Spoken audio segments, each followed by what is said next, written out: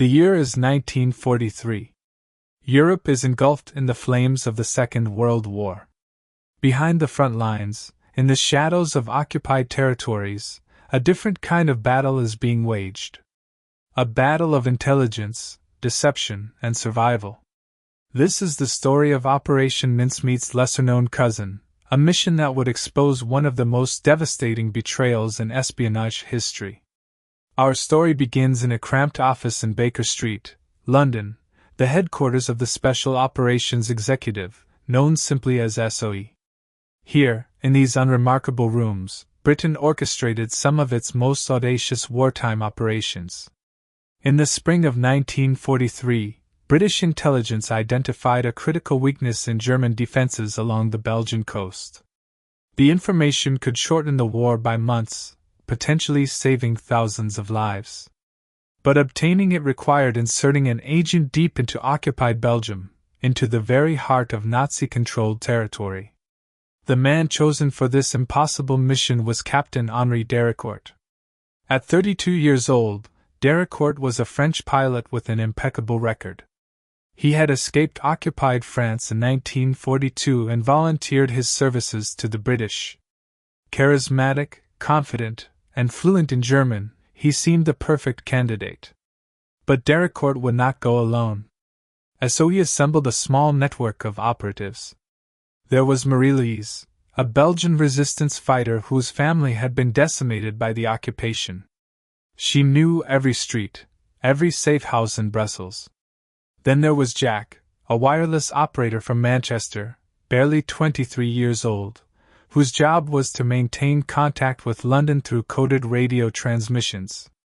The final member was someone unexpected, Elise Rousseau, a 30-year-old French woman who had worked as a secretary in Paris before the war. Elise had been recruited for her photographic memory and her ability to blend seamlessly into occupied society.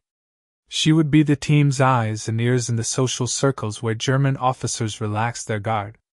The mission briefing took place on a cold March evening. Major Nicholas Boddington, their SOE handler, laid out the objective with clinical precision. They were to parachute into Belgium, make contact with the local resistance, and gather intelligence on German coastal fortifications. The intelligence would be crucial for the Allied invasion everyone knew was coming. The risks were astronomical. Capture meant torture and execution. The Gestapo had become terrifyingly efficient at rooting out resistance networks. Average life expectancy for an SOE agent in occupied Europe was 6 weeks. On March 23, 1943, under a moonless sky, the 4 operatives parachuted into a field outside the village of Waterloo, Belgium. The jump itself was harrowing. Marie-Louise landed badly, spraining her ankle. Jack's radio equipment nearly broke on impact. But they were alive, and they were behind enemy lines. The first weeks went remarkably well. Perhaps too well. Marie-Louise's contacts in the resistance provided safe houses and forged identity papers. Elise secured a position working in a cafe frequented by German officers, a role that gave her access to valuable casual intelligence. Jack established radio contact with London, sending and receiving messages under the cover of darkness. Dericourt, as team leader, coordinated their activities with impressive efficiency. He seemed to have an uncanny ability to anticipate German patrols, always moving the team just before danger arrived. His confidence was infectious. Within a month, they had gathered substantial intelligence on troop movements, fortification layouts, and supply routes. The intelligence was gold. London was ecstatic. But Marie-Louise began to notice something troubling. On 2 occasions, resistance members Dericourt had met with were arrested within days. She mentioned this to Elise during a tense conversation in a cramped attic safe house. Perhaps coincidence, Elise suggested, but her eyes betrayed her doubt. Jack had his own concerns. Some of his transmissions to London seemed to be anticipated. Once, he changed a scheduled transmission time at the last minute on a hunch, only to learn later that German radio detection vans had been positioned near his original planned location at exactly the time he would have transmitted. When Jack shared this with Dericourt, their leader had a ready explanation. "The Germans are getting better at their detection work. We must be more careful, more unpredictable." It was reasonable. It was logical. But something felt wrong. By June 1943, the mission had expanded. They had recruited several local resistance members and established a functioning intelligence network. Information flowed steadily back to London. But the Gestapo was closing in. On June 15th, a resistance cell in Antwerp was completely wiped out.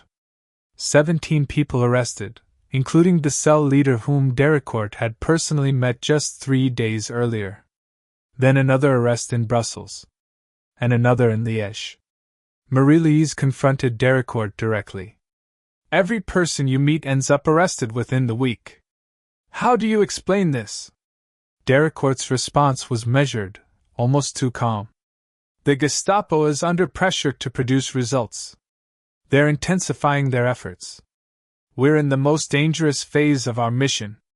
Suspicion and paranoia will get us all killed faster than the Germans will." He was right, of course. Paranoia was deadly in their line of work. Trust was the only currency that mattered. And yet, the pattern was undeniable. Elise decided to conduct her own investigation. She began watching Dericourt, noting his movements, his unexplained absences. One evening in late June, she followed him through the darkening streets of Brussels. What she witnessed would change everything. Dericourt entered a building on Rue de la Loi, a street known to house Gestapo offices. Elise waited, hidden in a doorway across the street, her heart pounding. An hour later, Dericourt emerged, relaxed, unhurried. He lit a cigarette and walked away as if he had just finished a pleasant dinner. Elise felt physically ill. But she needed proof. She needed to be absolutely certain. The following week, Elise shared her observations with Marie-Louise and Jack. They met in the cellar of an abandoned brewery, the safest location they could find. The conversation was agonizing. "We need to test him," Jack suggested. "Feed him false information and see if the Germans act on it." They devised a plan. Jack would send a fabricated message to London, claiming they had discovered a major German ammunition depot at a specific location. They would tell Dericourt, and only Dericourt, about this supposed discovery. If German security at that location was reinforced, they would have their answer. The trap was set. Dericourt was informed about the fictional ammunition depot. He seemed appropriately interested, asking detailed questions about its location and defenses. 48 hours later, Marie-Louise conducted reconnaissance on the location. What she found confirmed their worst fears. The area, previously lightly guarded, now swarmed with German soldiers. Additional checkpoints had been established on all approach roads. There was no longer any doubt. Henri Dericourt was a double agent. The realization was devastating. How long had he been working for the Germans? Had he been compromised from the beginning, or had they turned him after his arrival? How much intelligence had he betrayed? How many resistance fighters had died because of him? And most terrifying of all, if Dericourt was a double agent, why were they still alive? That question haunted them as they planned their next move. If the Germans knew who they were through Dericourt, why hadn't they been arrested? There were only two logical explanations, both chilling. First possibility. Dericourt was feeding the Germans enough information to appear useful while protecting his deep cover. The Germans were playing a long game, allowing the network to operate while harvesting intelligence about SOE methods and operations. Second possibility, they were bait. The Germans were keeping them operational to identify and capture other resistance members who might make contact with them. Either way, they were already dead. They just hadn't been buried yet. The logical move was immediate extraction. Contact London, arrange emergency pickup, get out. But that would mean abandoning months of work and, more importantly, abandoning the resistance members who had risked everything to help them. Marie-Louise was adamant. "We cannot leave. My people have sacrificed too much. If we run now, the Germans will know we discovered Dericourt's betrayal. They'll round up everyone we've had contact with." Jack saw another angle. "What if we use him? Feed him disinformation? Turn this disaster into an opportunity?" It was Elise who proposed the audacious plan that would define the mission's final act. "We stay. We continue as if we suspect nothing. But everything we tell Dericourt from now on is false. Every piece of intelligence we feed him is designed to mislead the Germans. We become a weapon pointed back at them." It was incredibly dangerous. If Dericourt realized they had discovered his betrayal, he could have them all arrested within hours. They would need to maintain perfect deception while living and working alongside a traitor. But it was also brilliant. The Germans trusted Dericourt. If they could control what information he provided, they could influence German strategic decisions. The vote was unanimous. They would stay. They would deceive the deceiver. What followed was 3 months of the most nerve-wracking espionage work imaginable. Every conversation with Dericourt became a carefully scripted performance. They fed him false intelligence about Allied invasion plans, fabricated information about resistance networks in other regions, invented supply routes and troop concentrations that existed only in their imagination. The key was making the deception believable. The false intelligence had to be detailed enough to seem genuine but not so outrageous that it would be immediately dismissed. They mixed truth with lies, real information with fabrications, creating a tapestry of intelligence that appeared credible. Through Jack's radio communications with London, they learned that German forces were indeed responding to their disinformation. Troops were being repositioned based on fabricated intelligence. Resources were being diverted to defend against threats that didn't exist. But the strain was enormous. Every interaction with Dericourt required them to maintain perfect composure while sitting across from the man who had betrayed dozens of their colleagues to torture and death.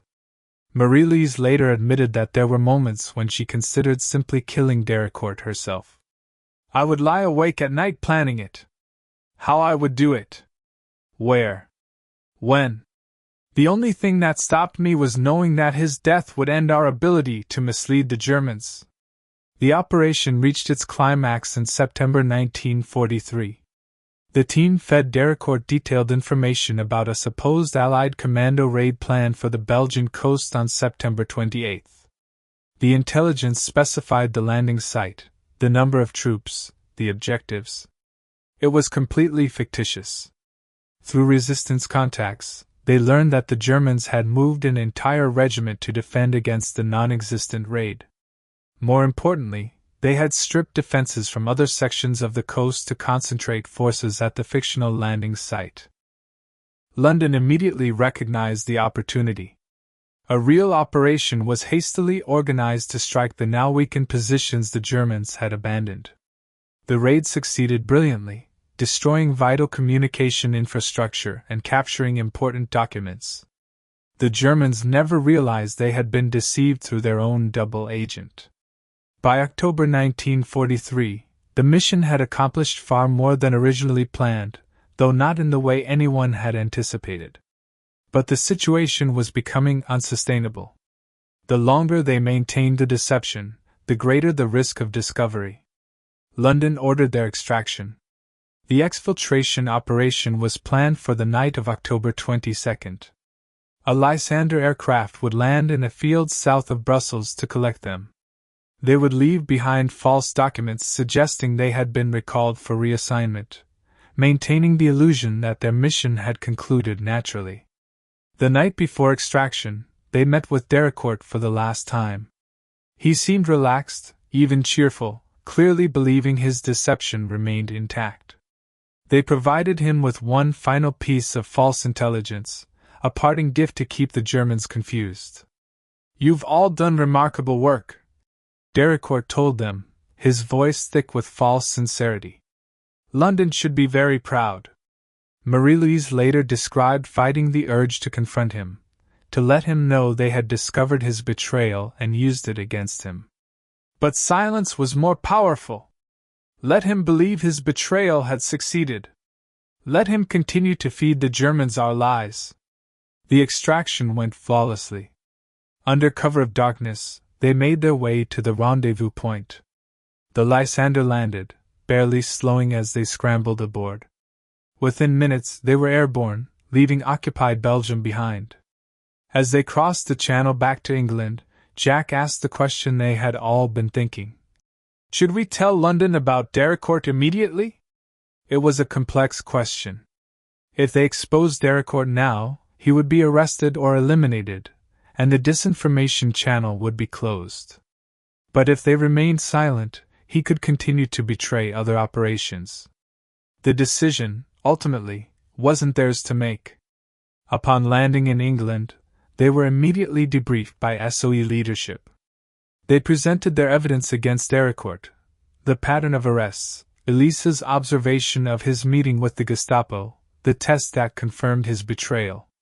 What happened next shocked them. Major Boddington listened to their report with an expression they couldn't quite read. When they finished, he sat in silence for a long moment before speaking. Henri Dericourt has been working for us all along. He's a triple agent. We turned him after the Germans recruited him in 1942. The revelation was stunning. Dericourt had been playing an even deeper game than they had realized. The Germans believed he was their asset inside SOE. SOE knew about his German connection and was using it to feed disinformation to the enemy. But then came the darker truth. However, Boddington continued, we had no idea he was betraying actual resistance networks. That was never authorized. He was supposed to provide only the intelligence we cleared for release. The picture became horrifically clear. Dericourt, caught between two intelligence services, had been feeding the Germans real information about resistance networks to maintain his credibility, while claiming to SOE that he was providing only approved disinformation. He had been betraying both sides. The arrests, the deaths, the destruction of resistance cells, all of it had been real betrayal, not authorized intelligence operations. Dericourt had been operating his own private agenda, sacrificing real lives to maintain his position and, presumably, his own survival. Marie-Louise was furious. You knew he was in contact with the Germans and you sent us to work with him? You put us at risk without telling us? Boddington had no good answer. We believed we had him under control. We were wrong. And yes, we should have warned you. That failure is on us. The team's improvised operation to feed Dericourt false intelligence had actually succeeded beyond anyone's understanding. They had inadvertently taken control of a triple agent who had gone rogue and weaponized him against the Germans without realizing he was supposed to be on their side. It was, in the bizarre logic of wartime espionage, both a disaster and a triumph. The question of what to do with Dericourt became a source of fierce debate within British intelligence. Some argued for immediate arrest and trial. Others wanted to continue using him, now that his unauthorized activities had been exposed and could be controlled. The decision was made to recall Dericourt to London under the guise of reassignment. He arrived in November 1943, apparently unaware that his double betrayal had been discovered. But the full truth about Dericourt's activities wouldn't emerge until after the war. In 1946, French intelligence investigations revealed the extent of his betrayals. At least 33 resistance fighters had been arrested and executed as a direct result of information he provided to the Germans. He was arrested and charged with treason by French authorities in 1947. The trial became a sensation, revealing the murky world of wartime espionage where loyalties were never clear and everyone seemed to be deceiving everyone else. But in a twist that seemed impossible to those who knew what he had done, Dericourt was acquitted. British intelligence provided testimony suggesting his actions had been authorized, a claim that was almost certainly false but politically convenient. The Cold War was beginning, and certain secrets were deemed better left buried. Dericourt returned to civilian life, though he never escaped the shadow of his wartime activities. He died in 1962 in a plane crash in Laos, still involved in murky activities that suggested old habits die hard. For Marie-Louise, Elise, and Jacques, the aftermath of their Belgian mission was complex. They had succeeded in ways they never planned and failed in ways they never imagined. The intelligence they gathered saved lives. The resistance networks they helped were genuine. But they had done all of it while working alongside a man who had blood on his hands. Marie-Louise returned to Belgium after the war and spent the rest of her life working with survivors of the resistance. She died in 1989, having never spoken publicly about her wartime experiences until a series of interviews conducted shortly before her death.